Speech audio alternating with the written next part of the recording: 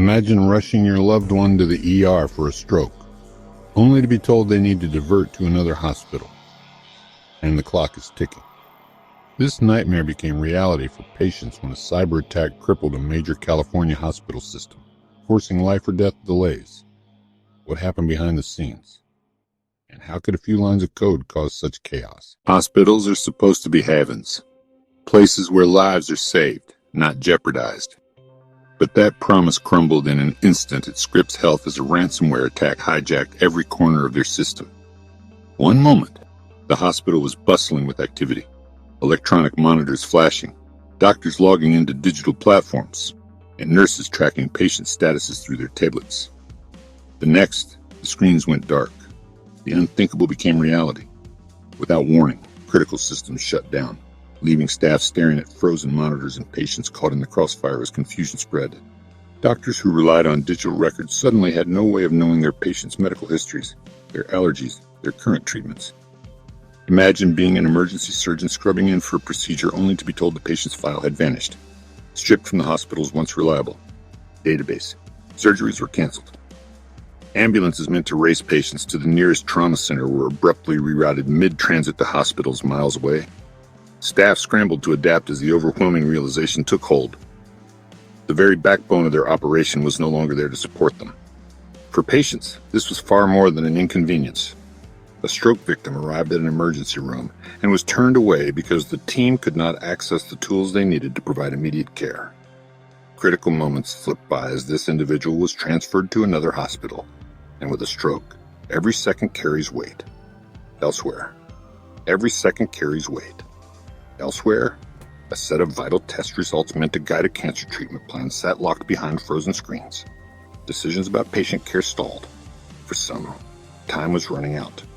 As the attack unfolded, the ripple effect was staggering. Neighboring hospitals were forced to shoulder the load of diverted patients, with emergency department visits increasing by 15%.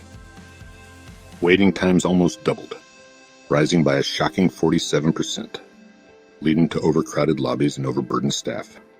Resources were stretched to the breaking point, and the staff at these facilities, already dealing with their own patient influx, had little warning to prepare for what was coming. What unfolded wasn't just a disruption to hospital systems.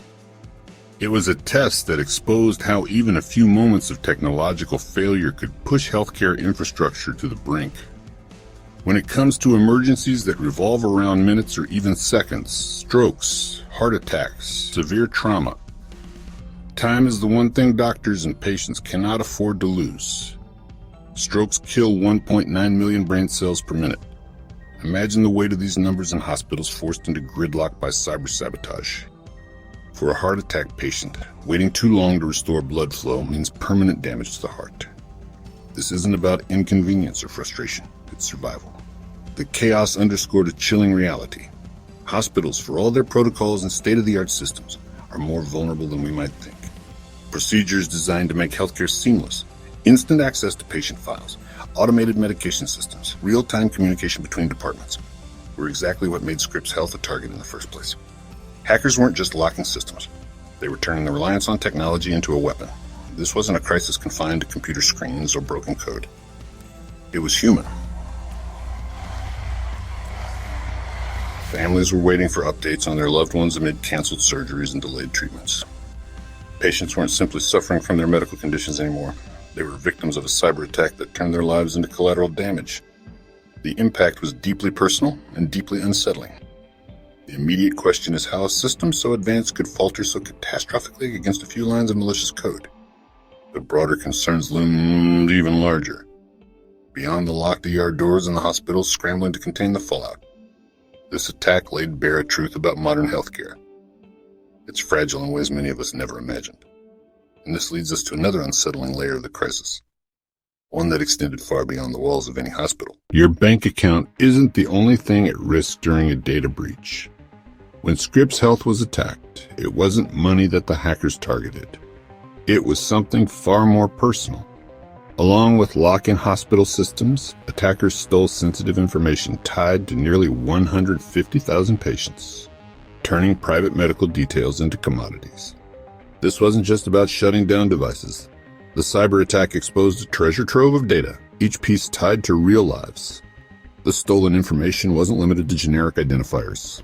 It was comprehensive and detailed. Names, home addresses, social security numbers, health insurance details, medical history, and even specific treatment dates.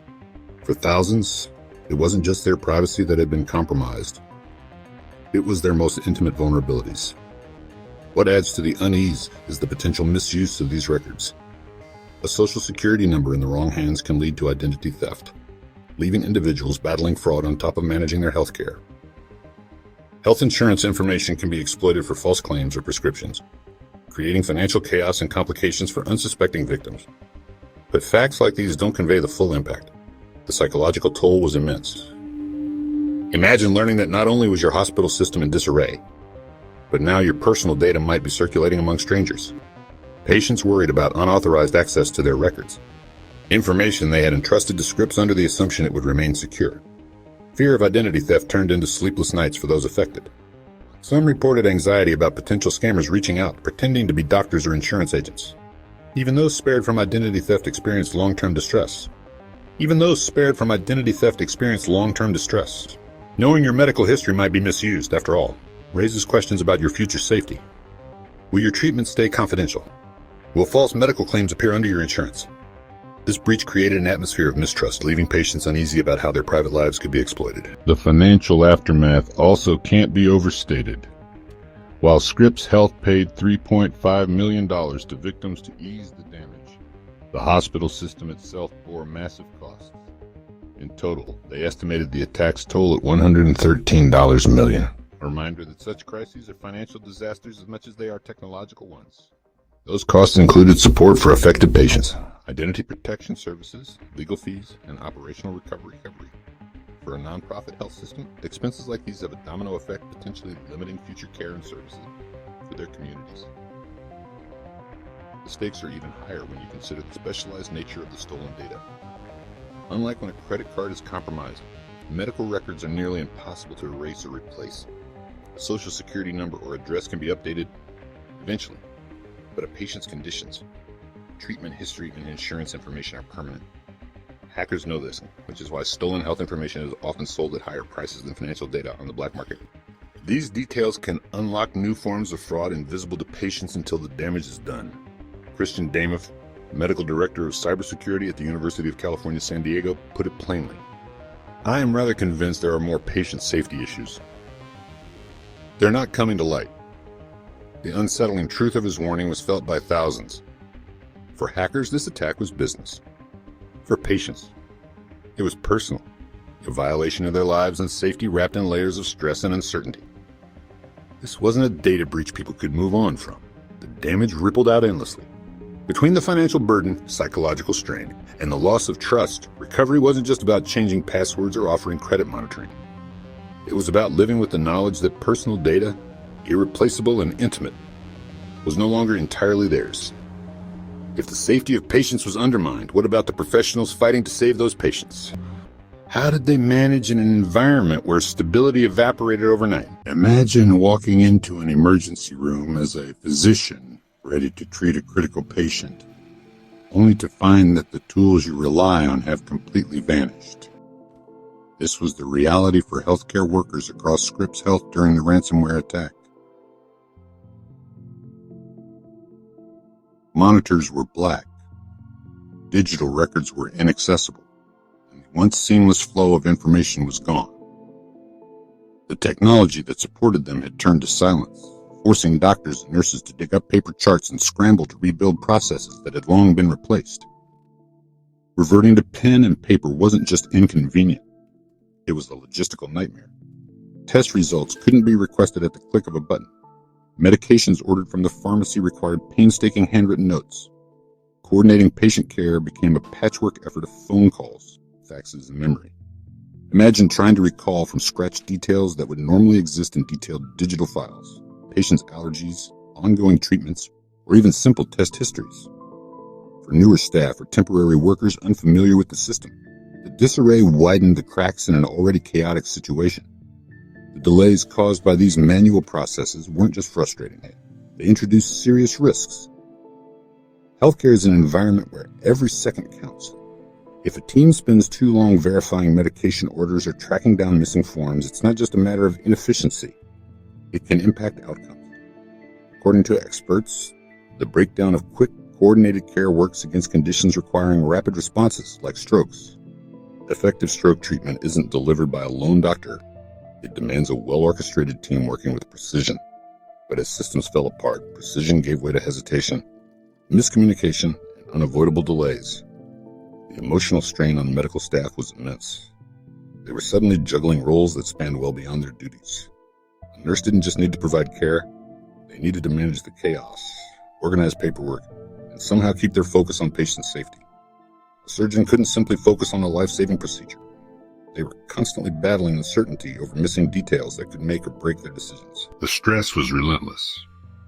I am rather convinced there are more patient safety issues. They're not coming to light, warned Christian Damoff.